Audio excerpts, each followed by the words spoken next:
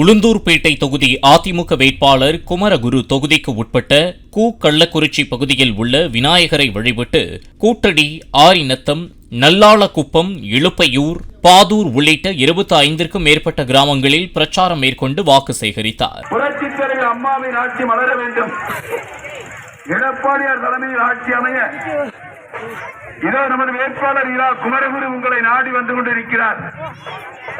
இரட்டை இலை சின்னத்தில் வாக்குதாருங்கள். தாய்மார்களே, காலை முதல் மாலை வரை மண்ணை புண்ணாக்கும் விவசாய பெருங்குடி மக்களே, நமது வேட்பாளர் இரா குமரகுரு அவர்கள் உங்கள் வீதி வழியாக இதோ இரட்டை இலை சின்னத்தில் வாக்குதாருங்கள் என்று கேட்ட வண்ணம் வந்து கொண்டிருக்கிறார்.